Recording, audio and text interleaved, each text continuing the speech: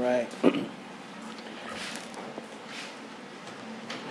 This is then session 3 of a yet to be determined number of sessions in our series on the history of the churches of Jesus. Now, last week we had concluded topic number 1 according to our outline. We had discussed a little bit about methodology, a little bit about sources and those kind of things. We had talked about needing to be cautious how we approach these topics. And we had just begun section 2, topic 2, the churches, the church. And I had read a rather unexpected, to many of you, list of statements from historic Baptists and from Baptist confessions, and they used terminology that we were not accustomed to, shall we say. And talking about a universal nature to the church, talking about using the term church in ways that we don't typically do. And so I basically got 2 responses to that. The first one looked something like this. And the second one was something like this. All right? And so that's the reason I said if you had sheets from last week, we'll get to those, but they won't be the same page number because we're going to take our time and talk through some things and be careful with our terminology. All right? That's fair enough. Which means we're going to get very technical at some points. We're going to go super slow at some points. And hopefully it's properly wading our way through rather than just getting sort of wrapped around an axle. But we'll do it either way. We'll do it together. That's the commitment. So, just in case you're close to looking like this, I want to offer 4 thoughts that may be of comfort or at least helpful. First, why is this a big deal to some? There are some people in this room that did not grow up in the same churches as the rest of us. And you hear these things and you're wondering why it's troubling. Some of you may never have heard any discussion about the nature of the church before. And so you're thinking, okay, what's the big deal? Whereas other people in this room grew up very much the way that I did. And some of this is a big pill to swallow. Some of this is references that we didn't know existed. Some of this is people that are in our heritage, but they're talking very differently than the way we have in our lifetimes. And so here's the deal. If you don't know why it's a big deal, just have patience with this. Hold on and see what you can pick up. If this is a big deal to you, that's okay. And we'll go slow. Again, I encourage the asking of questions. I encourage all discussion. This is family time. This is a safe place for us to do this and to work through these things. And so that's okay. But just in case some of you were wondering why it's a big deal, and maybe some of you were wondering why it isn't a big deal to everyone, it depends on where you're from. So it's a big deal for some. Number 2, this is not the gospel. This morning I read from 1 Corinthians 15, right? Things of first importance. That we need to be unified on. This, it's important, but it's not the gospel. It's not first importance. So even within this room, if we end up tonight or even by the end of this series disagreeing on some of the nature of the church or some details of history, that's okay. These are not issues that we need to divide over. There will be topics where it'll make a difference in application on, but let's keep things in perspective, right? Don't swallow the camel and strain at the gnat. Gospel, first importance. This is second, in some cases third layer issues, okay? 3, this is not the key to the rest of this series. So even if all of us don't agree on this portion, that doesn't mean we'll just stop coming. No, even the rest of this is not hinging or dependent upon this one topic. So don't worry about that. And number 4, recognize that this is an NFL replay scenario. What do I mean by that? They keep changing the rules in football, college and professional, and probably in basketball and every sport, probably, I don't know. But the way it is right now, one coach can challenge a call, and they'll go to a replay. Now, the guys who officiate in those games are highly trained, highly skilled, they know all the rules, they have sharp vision. Sometimes they get it wrong, because they are, after all, human, which sort of reminds me of studying about churches. We're all human. But they've made this rule, when there is a challenge, they review the video evidence. And in order to go against the call on the field, it has to be overwhelmingly clear evidence, right? So even if, I've heard some of the commentators once in a while, if you watch some of the games, you may hear this once in a while. We don't watch too much anymore. But they'll come across and they say, you know what? I think they got the call wrong, but looking at the video evidence, that's not enough to overturn it. That's fair. What do I mean here? If you grew up with a very strong position being taught, being drilled into you, being whatever term you want to use, about the nature of the church, then it's going to take a whole lot to change that. And that's okay, and that's healthy, at least to a certain extent. So, again, there's some room to disagree on some of this, and I recognize that not everybody's going to come in lockstep, and that's okay. But we're here to do the best we can, to work together, study together, discuss together, and approach it as fairly as we can. All right? So hopefully that will help us. Okay, so here's back where we were. And I'm not going to review the list of quotations or the references from the confessions. We're not going to do that tonight. We're already going to be slowing down enough. I will say, if you were disappointed because I gave you homework and you studied up on all the passages and you were ready to discuss them, we're not hitting that list tonight, and I'm sorry if that disturbs you. During the question and answer time, if you just have a question or a text you want to speak about, bring that up, please. We will get to that list, but not for a couple weeks probably. All right, so here are the questions before us. And again, this is not everything, but it will at least flavor how we look at certain events and certain persons and certain groups as we look through the history of churches. And so we ask the question, is the nature of the church local and visible only? Is it universal and invisible? Is there a correct way to say the church and mean one entity of some sort? And trying to find the continuity between temple, tabernacle, and church. So that's all encased in this second topic of study. And because we're slowing down to take our time with this issue, I've decided that we should look at some of these things through these 4 lenses. First, linguistics, meaning the languages, the terminology. Last week I said something about there being a consistent term, and Brother Drake was kind enough to point out it's a consistent idea and not a term. And for what he meant, he was absolutely correct. We are spanning 3 languages. So let's look at that. We're also going to trace the use of the picture of bridal language, right? The bride of Christ, that's a term we're probably familiar hearing. Where did that come from? How can we trace that through the Scriptures?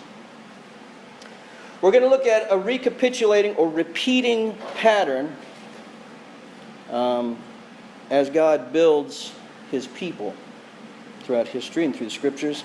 And lastly, we're going to discuss the rub between the ideal and the real, meaning what should be versus what is. Because we live in a world and in an age where those are 2 separate things. We're not in a perfect church or a perfected church, right? There's going to be some rub. So we need to look at those 4 things. I'm hoping to get through into the second one. We'll see if we get through the second one tonight, depending on discussion. So, here's where I'm going to get really slow and really basic and really foundational, and if it seems for a moment that I'm going too low and you're thinking this is bordering on silly, just go with me for a minute. I'm establishing some principles. But how did or how does language come about? Ultimately by God, but also by a natural or organic evolution, right? Even the English language is different in the 21st century than it was, in some terms at least, in the 19th century, 17th century. Go back further and it gets more and more different. Not to get ahead of self, but I remember many years ago when I was first confronted with the issue of Bible translations, right? And I wanted to know what it was about, and I started poking into it and really starting to read, and I got a hold of an actual reprint of a 1611 King James, like before the revisions. And I was surprised because all the S's are F's. It's the book of Pfalmf, meaning P-F-A-L-M-F. Right? Now, that doesn't mean they pronounced it that way, but I'm saying language changes, the way we spell things, the way we use certain terms. We'll get to that. But let's first look at, and again, this is very foundational, but what do I mean by God? Well, who were the first couple? Who were the first people? Adam and Eve. Now I pose to you, did they develop language over many years? Did they start by grunting and pointing? Or were they created with language, speaking? I think if we're Bible-believing Christians, we believe Adam and Eve were created, first Adam and then Eve from his flesh. But they were created with language. They conversed one with another. They spoke with God, right? Quick aside, I remember the day that, I've shared it with some of you, I remember the day that it just dawned on me out of the blue that the cavemen that grunt never existed. And like that messed up my world, right? It was weird. But anyway, so God gave mankind language from the beginning, which makes sense because He's a God who desires to reveal Himself. He's an interactive God. Right? So, next step, Tower of Babel. I know we're making a huge leap there, but talking about language. It was God who confused the languages. Right? This wasn't a product of natural evolution. This was a divine, supernatural act of God. Logical next step then, of course, is Acts chapter 2, the great day of Pentecost. God undid what He did at Babel in a large degree, in a manner of speaking. Right? Spiritually speaking, yeah. He had confounded the languages, and then He corrected that issue such that the gospel could now go throughout the world without any barriers of language. Why? Because He's God. And He's sovereign over everything, including language. He's the one who made it. And even when we start talking about the natural evolution of language and how language changes over time, none of this is outside the purview or the sovereignty of God. I'm not saying He's going to, but if He wanted to do another Babel or another Pentecost, He can because He's God. So it's ultimately under God's control. No pushback there. I don't expect any of you to disagree with any of that. Now let's talk about the human side. All right. In the book of Genesis, we find that God gave Adam the task of labeling or naming the animals. I'm not sure it was exactly like this, but He did that. That's kind of a cool thing to be able to do.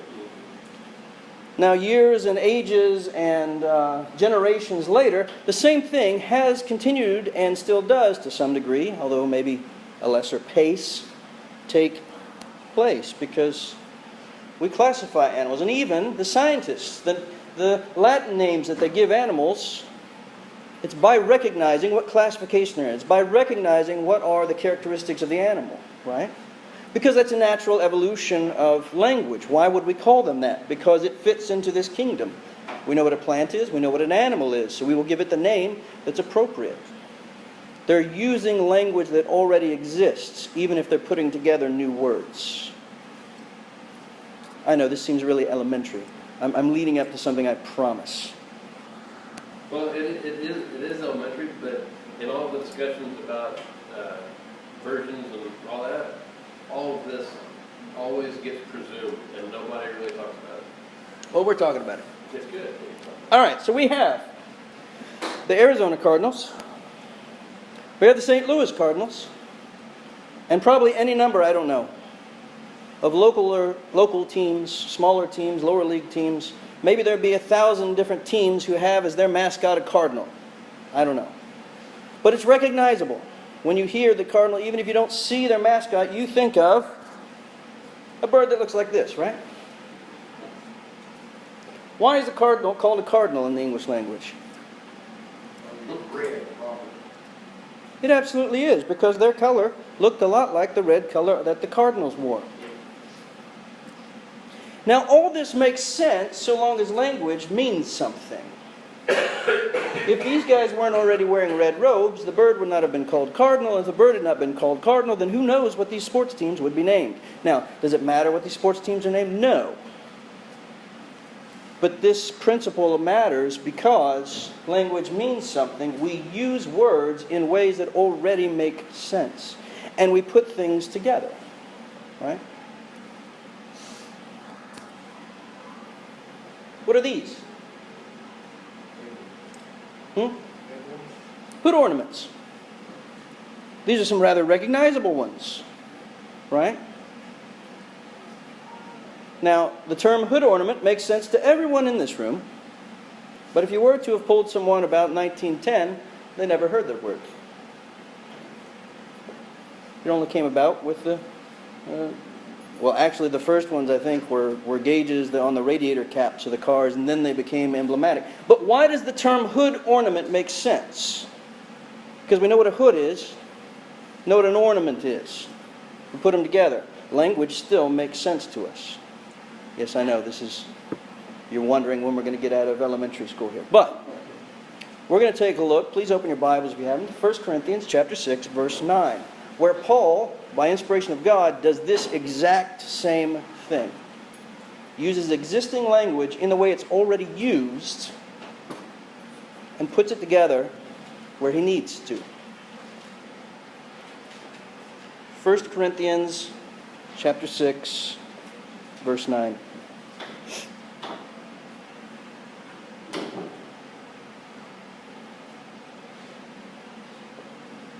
Who would like to read this verse for us? For do you not know that the unrighteous will not inherit the kingdom of God? Do not be deceived, neither the sexually immoral, nor idolaters, nor adulterers, nor men who practice homosexuality. Right. Or if you're reading the King James, that last bit says, nor effeminate, nor abusers of themselves with mankind, which made a lot of sense when it was written. Today, the other seems more clear. Now, why do I bring this up?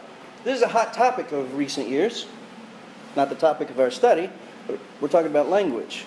One of the reasons this particular passage is so prevalent in these discussions is Paul uses a word there right at the end that never existed before he said this. The term didn't exist. It's like hood ornament in 1905. Nobody's ever heard it before.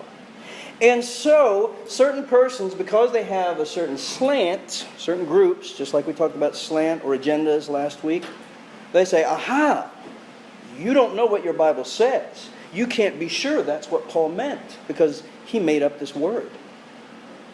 Let's talk about it. And yes, this is overly technical, but I think it helps prove a point. So here's the phrase, and I will butcher the pronunciation. Malakoi ute arsenokoitai. The first word means a passive male partner, given context. The second word means nor. That third word, Paul made it up. It never occurred before. Never in the whole history of humankind, in all of the Greek language, in all the books that you could ever look for, this word doesn't occur, to my understanding, before Paul wrote this. So we can't know what it means. Do you know what a hood ornament is? Same concept. Because Paul knew his Old Testament. Matter of fact, he knew it much better than probably anyone in this room. And he knew that in Leviticus 18:22, we find this: "You shall not lie with a male as with a woman. It is an abomination." In the Greek, look here. This is pretty amazing stuff. Arsenos, right? Koitain. He took hood and ornament and made hood ornament. With different words. He took these existing words, already with an understood context, and put them together, so that this verse in 1 Corinthians chapter 6, verse 9, it's not a mystery. It's more clear than most of the English translations, because what it actually then reads is, "Nor the passive partner, nor the active partner in same-sex activity." Yeah, that's the root for coitus. Yeah. So what am I getting at? It's under the purview of God, and God says use language that people already know. That's the typical way that God does. Most of the time, we don't invent new words. We're supposed to use the words that already exist in the same way that they're in usage. Why? Because then we can communicate people and with people, and it's meaningful. Okay? So the same way we got hood ornament, we got arsenokoite, which makes perfect sense and is very clear, and so we know exactly what Paul was talking about, and it is so obvious, the condemnation against this behavior. Very clear. So we can stand with authority, with confidence. We know what our Bible says. Now you may never question that passage, but again, we're talking about language. Now, yes? What does it mean by passive and active? Like you brought up active and passive. To remain appropriate, it's two people. Oh, Yep. okay. Yep, there you go. So like I say, the passage is actually very clear. All right. Now, a couple things about this. It shows us example of using language as it already means. But the other thing, in case you think I'm slipping something past you, the Old Testament wasn't written in Greek. But I just talked about Paul reading the Old Testament in Greek, which is a transition to our next portion of this topic.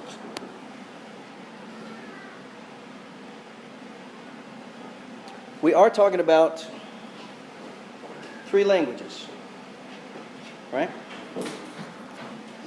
Our Old Testament passages are written in the Hebrew language,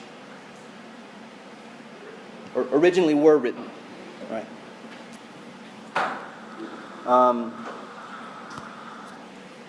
New Testament. I actually had a guy argue with me about this once. New Testament was written in Greek, not Latin. Latin comes later.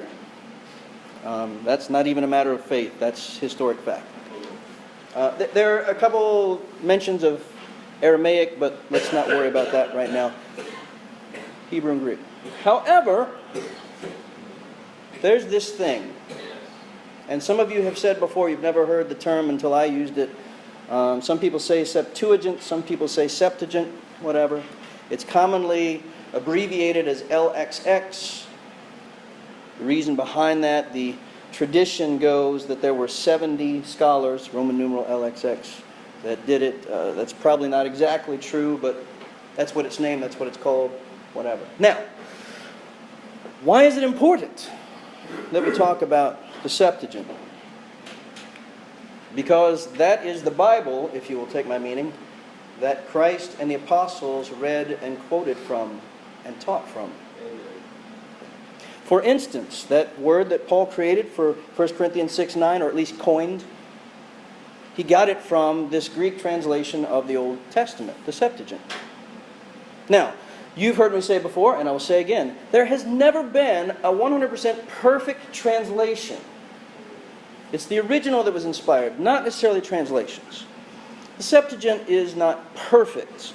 However, we find it being used in the New Testament. So it gets a bit more credence than, Billy Joe Bob's new translation of the Bible, or whatever. And it's actually very important as we talk about the translation of Scriptures into English. Here's an image, for instance, of Codex Sinaiticus is one of the most important witnesses to the Greek text of the Septuagint and the New Testament. It was written about the middle of 4th century, as I understand. It is, I think, the earliest complete copy of the New Testament that we have. Usually we have pieces, just the Gospels, a few of the letters. This has everything, Matthew to Revelation. And it has, for the Old Testament, the Septuagint. Okay? So early Christians, again, all the way back into our New Testament writers, were quoting primarily from the Greek version, the Septuagint, of the Old Testament. That's not to say that it's the perfect and it corrected all the mistakes that may have crept into the Hebrew. That's not to say that. But it is important, and it needs to be part of the discussion when we talk about the terminology we're getting into. Now, you can know that this is the case sometimes when New Testament writers quote the Old Testament and you look up the reference and it's just a little off. And probably we read through most of the time, if no one's ever taught you this before, that you think they were just paraphrasing. But a lot of the time, it's because they were quoting the Septuagint, and your English translation, when it was translating the Old Testament passage, used the Hebrew text. And there's a little bit of difference. Let's look at, did I put it on here? Yeah. Mark chapter 7. Jesus speaking. Well did Isaiah prophesy of you hypocrites, as it is written, this people honors me with their lips, but their heart is far from me. In vain do they worship me, teaching as doctrines the commandments of men. This is probably a pretty familiar passage to most of you. Now, that is being quoted from Isaiah 29. And for the most part, it's right on. People draw near me with their mouth instead of lips. Okay, no big deal. And they honor me with their lips, but their hearts are far from me. But look at the end. When Jesus quotes it, he says, teaching as doctrines the commandments of men. In other words, he's indicting them for leaving what's true and what's scriptural and what's of God, and saying rather they're relying on the traditions, the false authority of men. But in Isaiah, translated from the Hebrew, it says, and their fear of me is a commandment taught by men. And there's a distinction there. There's a difference there. Why? Because all of our English translations, when they're quoting Isaiah, don't prefer the Septuagint, but Jesus quoted from the Septuagint. So if you're ever running across any of these references and you find it's a little bit different, this may be the reason why. All right? And again, there's a bit of credence to the one that Jesus and the apostles quote from. I'm not going to say, oh, they got it wrong. I don't think anybody here is going to do that. So, Septuagint, very helpful in our understanding of the Old Testament and how the language was used.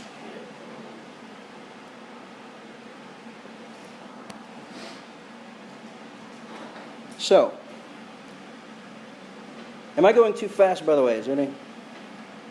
Am I going too slow? I'll try to speed up. All right, so in the New Testament, of the terms used and translated into our English term church, the primary one is ecclesia, or ecclesia, as some people prefer to pronounce it, which means assembly. Now, I can tell you, one of the most helpful exercises I have ever done in these regards, years ago, I had some Bible software and I pulled out every single passage in the New Testament that had the word church or churches. And I put it into a Word doc. So it was separate, I could read them. And then I did a find and replace. And everywhere it said church, it now said assembly.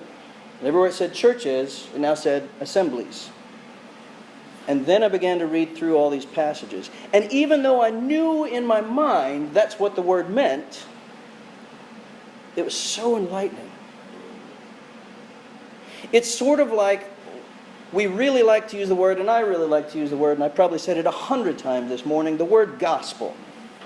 It means good news. Yeah. So whenever we start saying things like live the gospel, it sounds good as long as you use the word gospel. But if you say live the good news, what does that mean? It's a proclamation. I'm telling you something that's already happened. That's what the good news is. You see, so this is helpful. When I replaced all the texts with assembly or assemblies, it really helped me to let go of some of the baggage that I had and read the text for what it actually said. The idea of the ecclesia was not new to the Bible. It was language that already existed. Right? It was used for public gatherings, civil gatherings, religious gatherings. You remember, those of you who were here last week and the week before, I think both weeks probably mentioned, the opening of Pendleton's manual says this word is not a new word. The word by itself doesn't mean a religious service or a religious group. So we have to use context, right? We find in the scripture, here it's mentioned, Acts chapter 19, 32. Don't have to turn there now. It's the word ecclesia, but it's not talking about a church of the Lord Jesus. That's true several times in the New Testament. And then, of course, I think it's 108, somewhere in that range. Forgive me, I didn't write it down, times that the word appears. A whole lot, the majority, we're talking about church, the way we use the word church. But it didn't come from that.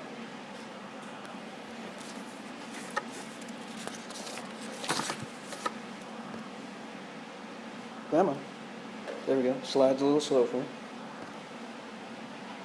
Now, the problem is that most of us, unless you're just unchurched, when you hear the word church, you already have, maybe it sounds too negative to say baggage, but you already have this context, you already have these definitions, you already have these categories and these ideas that we inadvertently download into what we're reading if we're not careful. It's true of the Bible in general, but especially with this word. And part of the reason that we have that is thanks to the King James translation. It was set about as one of the rules that I wish they had not have had, that certain words could not be honestly or clearly translated. One of those words was church. The reason King James did not want that word translated as congregation or assembly was because then people would understand that a local church has authority. And him, being the head of the Church of England, wanted to keep that authority in the hierarchy that existed. Right?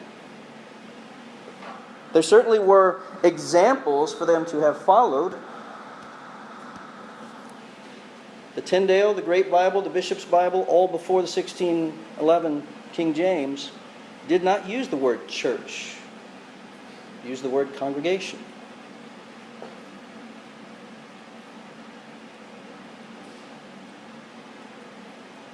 If words like church or baptism had been translated rather than just carried forward, certain conversations would be easier today, but we can't go back.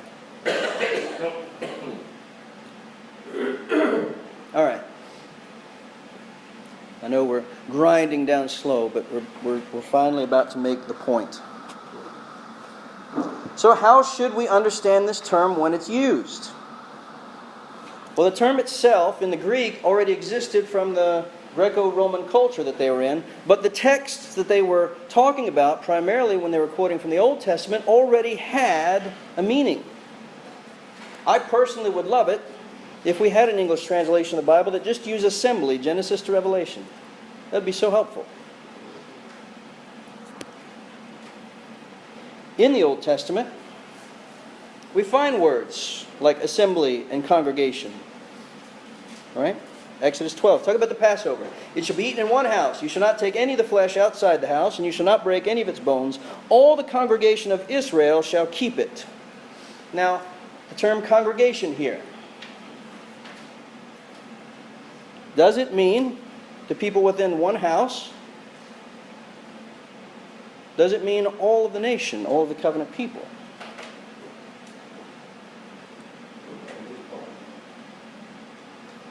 In this passage, it could mean both, but in this passage, when he says all the congregation of Israel, Moses meant all the covenant people.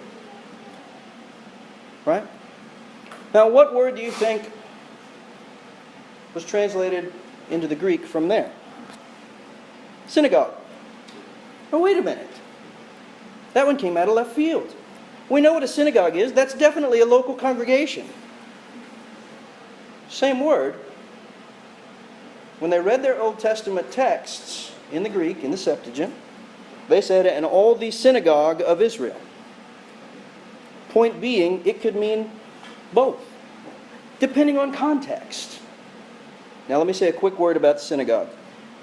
We'll touch on this again, especially when we get into the book of Acts. You've heard in discussions about, the evolution of man, that they're still looking for the missing link. If we could just find that one, right? Okay, without hopefully importing too much negative stuff from talking about evolution. Point being, in church history, the synagogue is sort of the missing link. How did we get from temple worship to local congregations? The synagogue came in the middle, and we just don't have a lot of information about them. Wish we did. And so I'm going to honor the things I talked about the last couple weeks and be careful with my language. We think certain things, but we don't have a lot of documented evidence. We can compile that they were the local congregations within the Jewish communities. They became a bit of a communal center. They became a bit of the local community identity was drawn from it. It was a place of learning. It was a place of worship. The Mishnah, which came sort of after the fact, seems to indicate, again I'm being cautious, we would love to have the minutes of the meeting at the synagogue. We don't have that from the earliest days. But it seems to be that they began with a confession. They prayed the Shema, "Hear, O Israel, that the Lord your God is one God. You shall love the Lord your God with all your heart, with all your mind, with all your soul." They had prayers. They had scripture reading. If you look in Luke chapter 4, for instance, and you find Jesus going to the synagogue and they handed him the scroll, they probably had a lectionary type reading. In other words, they had scheduled readings that was sort of mapped out that they didn't necessarily deviate from, so that they would get through all the scriptures in a period of time, probably about 3 years. But that's where the teaching and the preaching went on. So this synagogue later becomes, and we'll talk about it when we get to the book of Acts, became sort of a model for the earliest churches. In fact, sometimes Paul or others would go to the local synagogue, would proclaim Jesus, and in some instances, not the majority, but in some instances, everybody in that congregation said, "Well, yeah, we believe that." And so the synagogue suddenly became sort of Church of Christ. Right? In other instances, he would proclaim Christ, and the Judaizers would say, "No, get out of here with that." But a few people would be reached, and they'd leave them, and they'd go start a church. But the term synagogue actually is used in James chapter 2 of a church, or a church meeting. These words are sort of interchangeable. They could mean the local congregation, they could mean the other. In this case, it meant the whole of the covenant people. Does that make sense? I know we're going back and forth between languages and testaments. All right. Let's press forward. Another Hebrew word, Deuteronomy 31, kahal. Moses spoke the words of the song until they were finished in the ears of all the assembly of Israel. Joshua 8 and 35, there was not a word of all that Moses commanded that Joshua did not read before all the assembly of Israel, and the women and the little ones and the sojourners who lived among them. So again, it seems that they're using this term to describe the entirety of the covenant people Israel. Anybody disagree with that in these sentences? In the Septuagint, that word is ekklesia.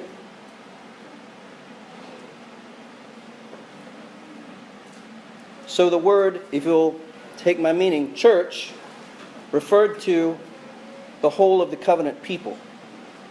Not just who was there that day, or one subset, or one tribe, or one... Right? Psalm 22. I will tell of your name to my brothers. In the midst of the congregation, I will praise you.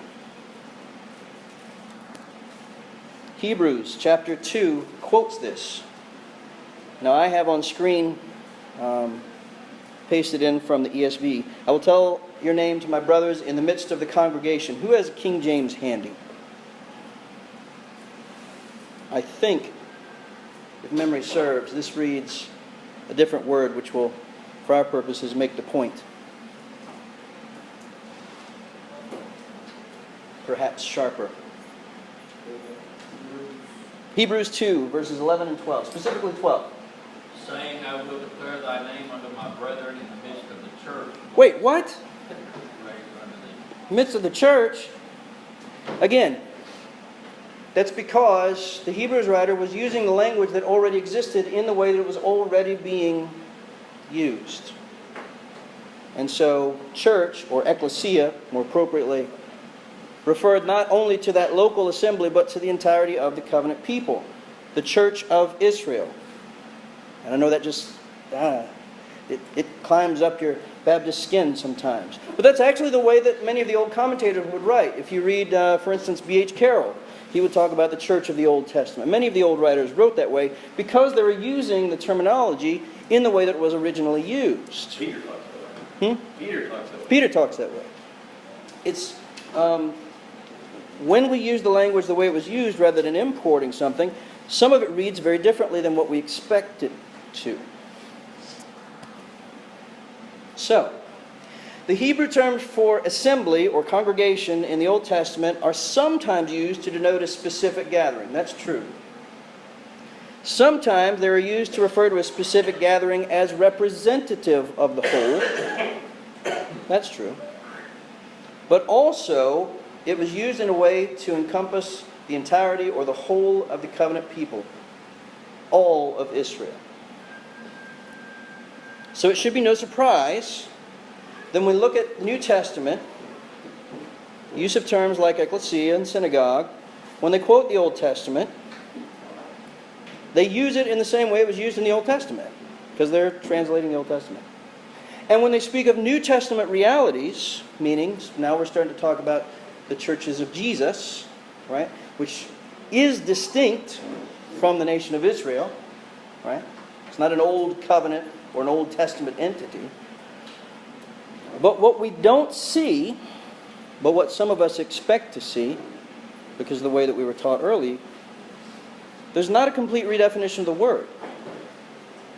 There's no reason not to read the New Testament texts within their context as being used in all three of those same uses. Sometimes as the local assembly, for instance, the church at Ephesus, the church at Corinth, the church at Mount Juliet. That's us. Sometimes it's used as a local assembly as representing the whole, but it's also used in some places to talk about the whole of the covenant people. Now in this case we're talking about new covenant people, not old covenant. So there's a distinction. But the way we use the language, unless there's something in the text that says we should use it differently, it's a hood ornament. Because that already has a definition. You see what I mean? That's why I went so slowly in the beginning. If we import a new definition to a word, we need to be careful. How many of you learned the song when you were probably in elementary school, When Johnny Comes Marching Home? When Johnny comes marching home again, hurrah, hurrah. Right? Why is it all the kids giggle when they sing it now? Because the refrain says, and we'll all be gay when Johnny comes marching home. What did that mean when they wrote it? It meant happy. There's no reason to use that in any other way than what it meant by the authors. We should take care not to limit or import or restrict the use of New Testament terminology. We should understand them to be meaning it the way they meant it. That's my point in doing this whole linguistic exercise. And I'm wondering now if we should begin the next. Let me pause here. Comments, questions, discussion. If it seemed like I was going too elementary or too slow, I wasn't insulting your intelligence. I just want to establish this foundation, because sometimes we leap over these things and we just give a definition, and I ask, why? What in the text has changed that? And if it hasn't, then we need to be consistent with the way it's already been used. Because I do believe that our New Testament texts were inspired by God. So we should use it carefully. Right? All right, we'll move on. We will not finish this next section, but we will begin it. All right, lens number 2. Let's trace the bridal language, right? Do you have a sheet for that? That should be. Oh, because I didn't think we'd get this far. Take one and pass it. Please.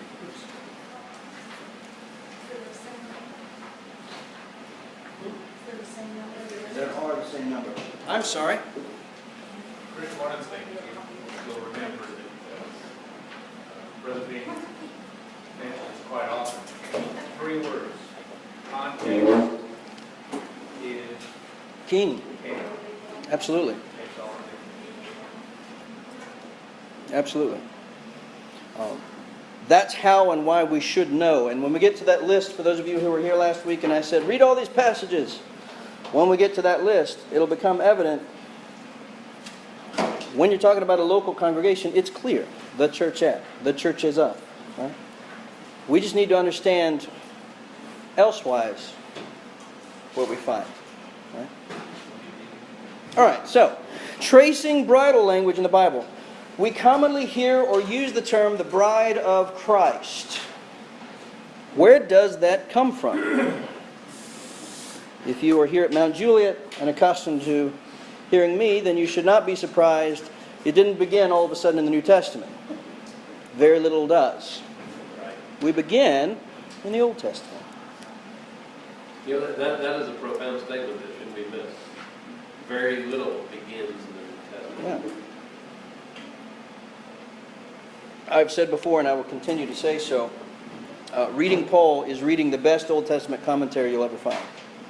Right? That's a lot of what he does, actually. All right. The first time we find this use of bridal language is Old Testament, speaking of Israel. And these are just a couple instances I brought up. Isaiah 54:5. For your Maker is your husband, the Lord of hosts is his name, and the Holy One of Israel is your Redeemer, the God of the whole earth he is called. All right, so he is God and creator of all mankind, but he was bride to Israel. Or husband to Israel, yes.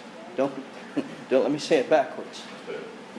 Isaiah 62:5. For as a young man marries a young woman, so shall your sons marry you. And as the bridegroom rejoices over the bride, so shall your God rejoice over you.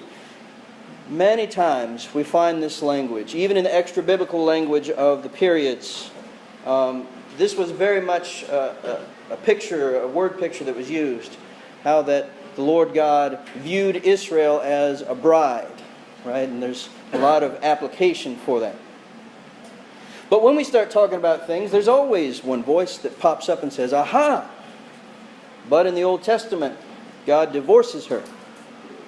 That's true. Let's look at that. Jeremiah chapter 3, verse 8. She saw that for all the adulteries of the faithless one Israel, I had sent her away with a decree of divorce. Yet her treacherous sister Judah did not fear, but she too went and played the whore. Strong language from God about his bride. Well, but is she his bride? Because he sent her away with a decree of divorce. May I say we should be very, very cautious how we view this interaction. And I think I can illustrate why we need to be careful with that by asking the following question. Was God actually without a bride then from Jeremiah 3 until Jesus establishes a new church? Many will say yes. I think we find the best answer to that, which is not yes, just hinting that out, in the book of Hosea. Now, we don't have time to go through in great detail the entire book, but let's hit the high points.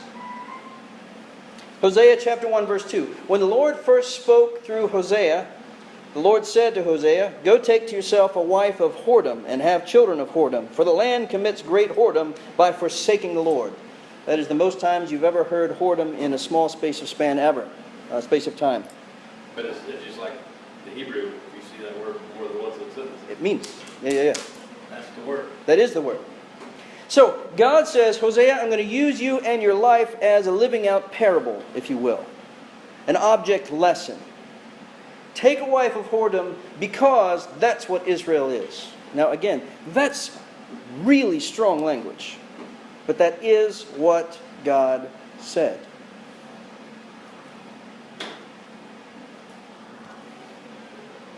Chapter 3. And the Lord said to me, Go again, love a woman who is loved by another man and is an adulteress, even as the Lord loves the children of Israel. For they turn to their gods and love cakes of raisins. Now, cakes of raisins aside, think about what God just told him to do. He married her. She went and did what she did because she is what she was, or she was what she was. You know what I mean. And then God says, now go get her back. This is huge. Hosea had every right to have nothing to do with that woman. Right? If any of the women married to men of this church were to do what she did, we would not fault the man for never even looking, never thinking, never mentioning her name again. Except, God is a God of grace and a God of mercy, and we're His people, and we're supposed to have grace and mercy. And God said to Hosea, now go get her back, because that's what I'm going to do. Note the difference. It's not, go take her back because she really deserves a second chance. This is not the Oprah Winfrey show. This is the God of the Bible. I'm going to take her back, not because she deserves it, but because that's what I'm going to do. You remember, this is the same God who would say, I will have mercy on whom I will have mercy. None of us deserves mercy. Hosea went and paid a large price to restore the wife who had done him wrong. This was part of God's picture. Take a wife of whoredom because Israel is a whore to me. Now go get her back because that's what I'm going to do to Israel. Go buy her back. Go buy her back. Specifically, yeah. That makes it even...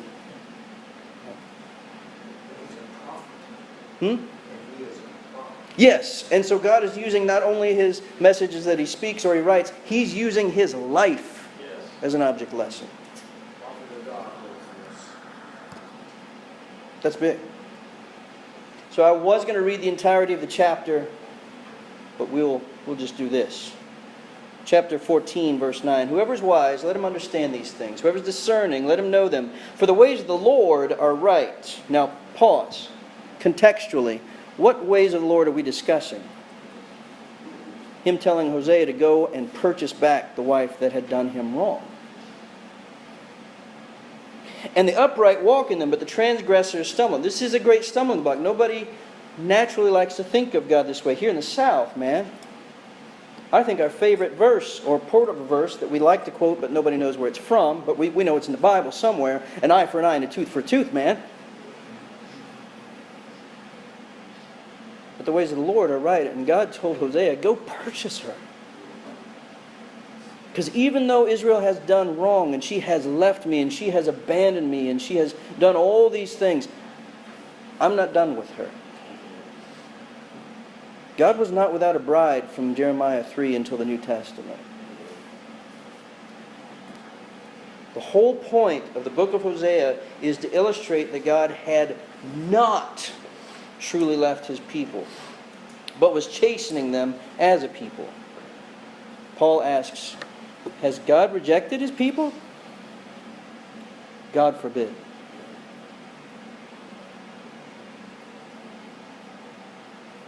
Now, I am going to stop there. We're not done tracing the bridal language. We're just getting started. We'll talk next about bridal language in the Gospels and then in the Revelation, and then we'll put it together. But this is where the whole reason people say today the bride of Christ begins in the Old Testament. That's where God started talking about bridal language. And so, New Testament texts that speak of bridal language, even Paul, when he's Ephesians 5, when he says, I'm telling you, marriage, it's about Christ and His church, it's referencing back, it's importing this context. This is where it started. And even though Jeremiah says a writ of divorcement, God did not fully cast away His people at that time, His covenant people of Israel. All right? Now, we'll put that all together in the future. I don't want to get ahead of myself. Stopping there. Comments, questions?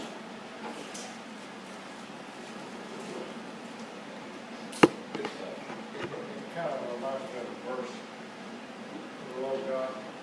You know, who can separate you from the love of God? Paul, I believe Paul. Mm-hmm. Who can separate And his answer, in short, nobody and no thing. Neither height nor depth. Right? you? Hosea had a wife. Do you remember her name? I should, and in the moment I don't. Gomer. Yep. Admittedly, that always makes me smile because I think Gomer Pyle. But anyways, that has nothing to do with this text. Yes? Okay, this is probably a dumb question, There are no dumb questions. but back in Isaiah where it says, young man will marry a young woman, and it says like, as so you shall marry your sons. What does it mean by that? Let's go back and look at it specifically. I have it in front of me, but I'll put it on screen.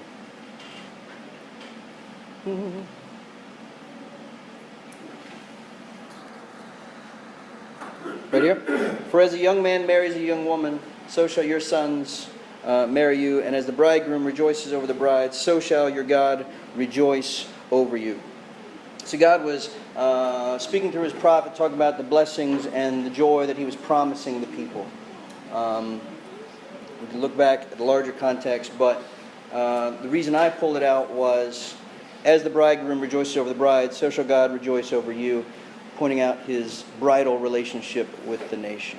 Okay, so it's But he's talking about the ongoing blessings. And by the way, that's the historical, biblical, Christian or Judeo-Christian view, that ongoing marriages is a blessing of God, not a tax upon you or an institutionalizing you or any of that nonsense that's come about.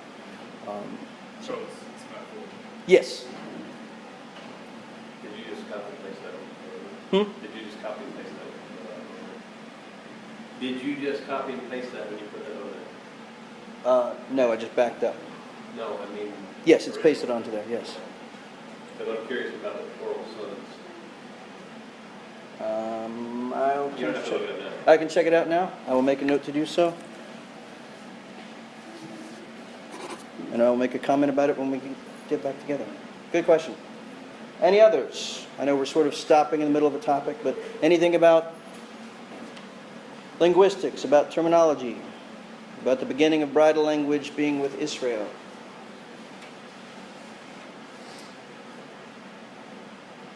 So Israel is still like a chosen nation of God, right? Today, Yes. that Israel doesn't exist.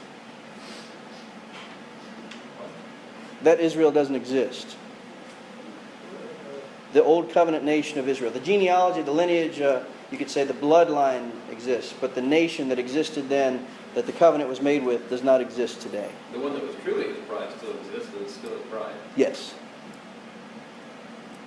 If you're asking, are our friends in the East with whom our government has historically been partners, is that the Israel that this is talking to? No. Same name. There's a disconnect in history there. The nation of Israel that exists today was created roughly 1948. Somebody help me? Yes? And is not a nation that is in covenant with the God of the Bible. That's the short answer. That's a deep question. It's a good question. It's one that people miss.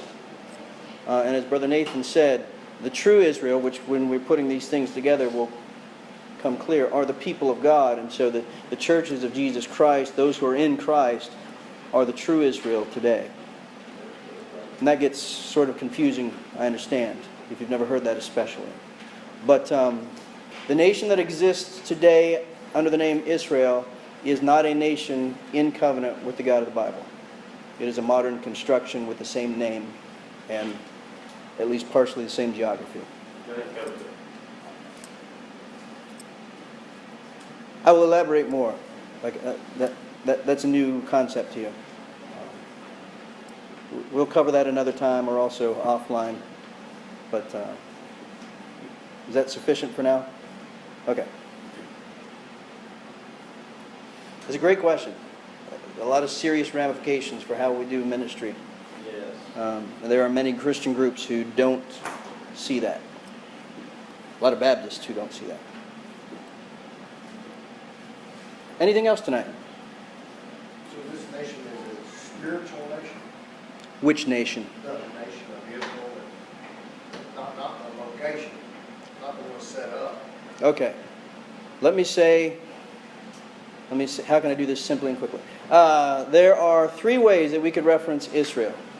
One is the Old Testament nation of Israel, wherein they met around Mount Sinai with Moses as the mediator of the covenant. That lineage that David was later king over. Okay? That was the Old Testament or Old Covenant nation of Israel. They were a nation in covenant with God. All the promises of, if you bless Israel, I will bless you, that applied to them at that time. That nation as a nation does not exist. Second way we could talk about Israel means the folks who are in constant conflict over land today. That is a nation, and they are called Israel, but they are not that old covenant nation. They are the same as every other nation today. They are not in covenant with God as a nation, even though they have Jewish blood, the same as the Old Covenant. The third way we could talk about Israel, we could say, is true Israel or spiritual Israel. And that is the new covenant people of God, of which we are part. Does that make sense? Yes. Is that fair?